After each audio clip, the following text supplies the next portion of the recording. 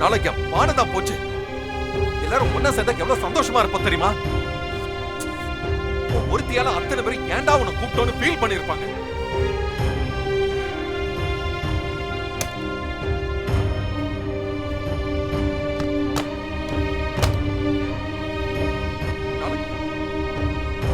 ஏய் ஏய் இரு, உனக்கு என்ன பார்த்தா எப்படி தெரியுது? சொல்லு, கேட்டுக்கிட்டே இருக்கேன். நீ எந்த பதிலும் சொல்லாம அமைதியா இருக்க. நான் ஏன் அப்படி நடந்துக்கிட்டேன்? அதுக்கு என்ன காரணம்? இது எதுவுமே உனக்கு புரியலையா விஷால்? இதுல என்ன பெரிய காரணம் இருக்க போகுது? உன் கோவத்தை என் ஃப்ரெண்ட்ஸ் கிட்ட காமிச்ச, என்ன என் ஃப்ரெண்ட்ஸை இன்சல்ட் பண்ண, அவ்வளவுதானே? விஷால், நான் உன்னை கேட்பேன், தப்பா எடுத்துக்க மாட்டியே?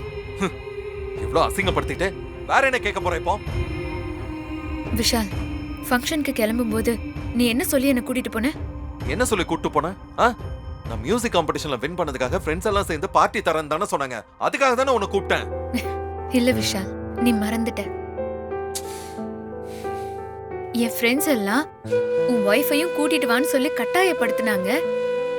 எனக்கு என்ன சொல்றதுன்னு தெரியல. ரொம்ப தர்ம சங்கடம் ஆயிடுச்சுன்னு சொன்னேன். ஞாபகம் இருக்கா?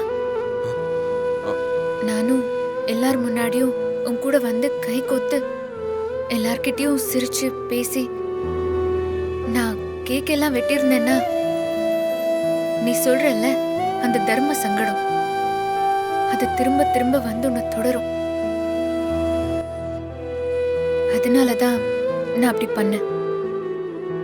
நீ ஒன்னு வருத்தப்படாத விஷால். இனிமே அந்த தர்ம சங்கடம் உனக்கு வராது.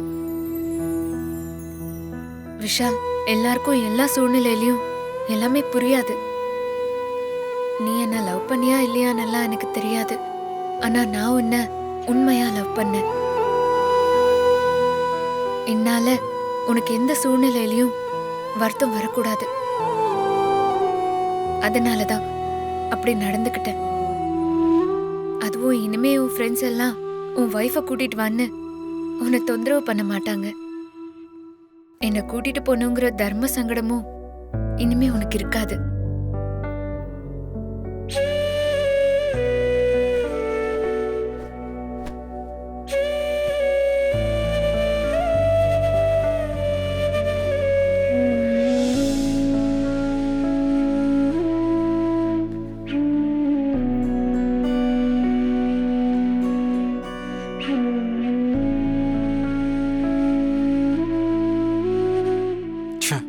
விஷால், எதையும் உன் பாயிண்ட் ஆஃப் வியூல இருந்து மட்டுமே பாக்குறீடா.